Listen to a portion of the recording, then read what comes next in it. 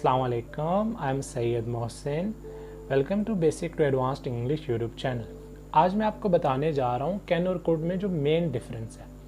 मैं आपको उन चीज़ों में फंसाऊंगा नहीं कि भाई हम कैन परमिशन के लिए भी यूज़ करते हैं, एबिलिटी के लिए भी यूज़ करते हैं, रिक्वेस्ट के लिए भी करते हैं या फैक्ट्स के लिए भी करते हैं। तो इन चीज़ों में फंसने की कोई ज़रूरत नहीं है, क्योंकि देखें आज तक आपको इंग्लिश क्यों नहीं आई।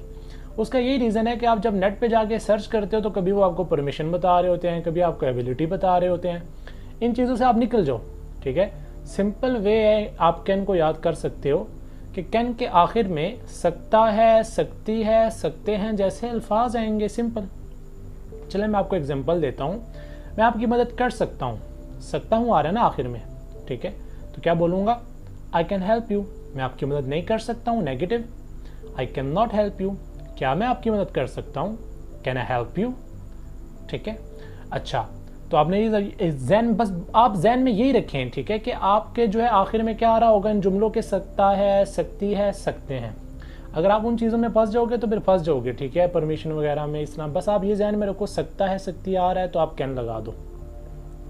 जैसे देखें हम मॉडल वर्ब की बात कर रहे हैं ना, कैन मॉडल वर्ब है, ठीक है। तो याद रखें कि जब इनके पैसिव बनते हैं मॉडल वर्ब्स के, तो उनके साथ हम बी प्लस थर्ड फॉर्म लगाते हैं। पैसिव टेंसेज भी मैंने आपको करवाए हुए हैं, वो आप जाके डिस्क्रिप्शन में लिंक देखें तो आपको एक्टिव पैसिव भी मिल जाएंगे। तो पैसिव में क्या होता है, आपको पता है कि हमेशा थर्ड फॉर्म लगती है और ऑब्जेक्ट शुरू में लग जाता है, ठीक है। अब जैसे ये जुमला था कि आई कैन हेल्प यू, ठीक है, इसका अगर पैसिव बनाएंगे तो क्या हो जाएगा, ठीक है, you can be helped by me, ठीक है, you can be helped by me. तो सिंपल। अच्छा, कोई और हम पैसिव की एग्जांपल में आपको एक और दे देता हूँ जिसमें बाय ना आए। देखें अगर आप इंग्लिश में एक जुमला एक्टिव है उसको पैसिव बना रहे हो तो बाय लगाना पड़ेगा, क्योंकि आप सब्जेक्ट आखिर में लेके जाओगे। लेकिन अगर एक जुमला शुरू से ही पैसिव है और उसमें कोई आपको चेंज नहीं करना, जैसे मैं आपको एग्जाम्पल दे सकता हूँ कि बजट का ऐलान किया जा सकता है, जुमले के आखिर में सकता है आ रहा है लेकिन ऐलान करने वाला मौजूद नहीं है, तो इसका क्या मतलब हुआ, पैसिव है। The budget can be announced, ठीक है। अगर मैं ये कहूँ कि हुकूमत की तरफ से बजट का ऐलान जो है किया जा सकता है, तरफ से के लिए हम बाय लगाते हैं, तो फिर मैं ऐसे बोलूँगा the budget can be announced by the government. अब ज़रा कुड की तरफ आ जाते हैं। कुड की अगर आप आइडेंटिटी देखना चाहते हैं तो कुड में हम पास्ट की बात करते हैं। मतलब हर पॉइंट में पास्ट की बात नहीं करते, लेकिन 90% पास्ट की बात होती है। जैसे आप देखें, अगर इसकी आप आइडेंटिटी लिखना चाहते हैं तो लिखें सका, सकी, सके। कैन की क्या थी, सकता है, सकती है, लेकिन यहाँ क्या है, सका, सकी, सके। अच्छा, कल मैं आपकी क्लास नहीं ले सका, I could not take your class yesterday, ठीक है, पास्ट की बात है, यहाँ मैं कैन नहीं लगा सकता क्योंकि पास्ट की बात हो रही है।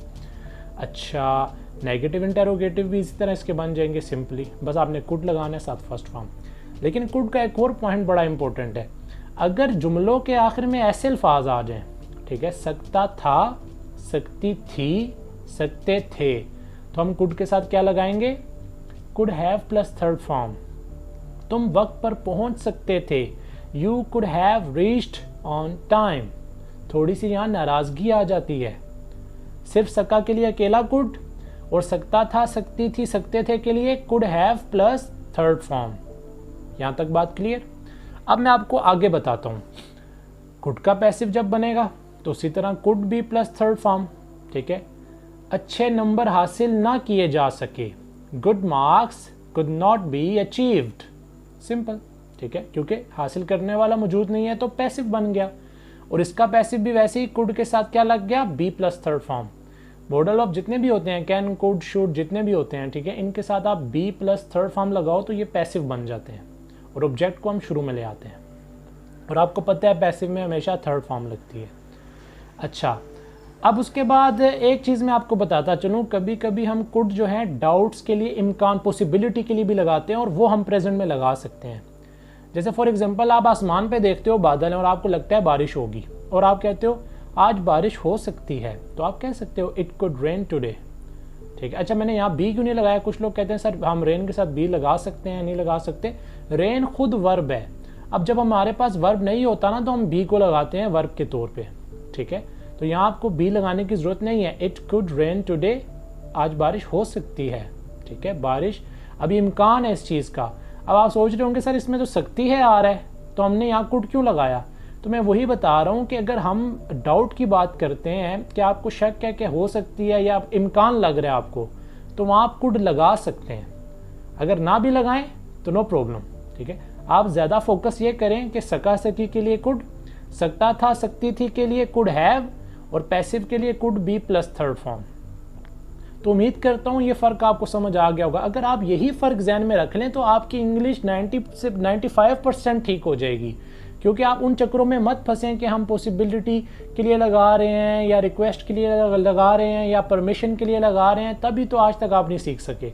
बस ये जो पॉइंट्स मैंने बताए हैं इनको जहन में रखें और कैन कोड आपको ईजिली आ जाएगा, ठीक है। इंशाल्लाह अब नेक्स्ट टॉपिक्स में मैं आपको नेक्स्ट लेक्चर जो होगा उसमें बाकी मॉडल वर्ब्स के बारे में भी बताऊंगा।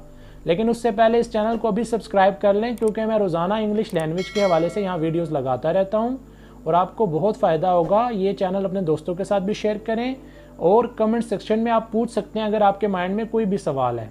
और मेरी डिस्क्रिप्शन के लिंक में जाएँ, वहाँ आपको सारे लिंक मिल जाएंगे, मॉडल वर्ब्स के भी मिल जाएंगे, एक्टिव पैसिव के अलग से लेक्चर भी मिल जाएंगे और वोकैबुलरी भी मिल जाएगी।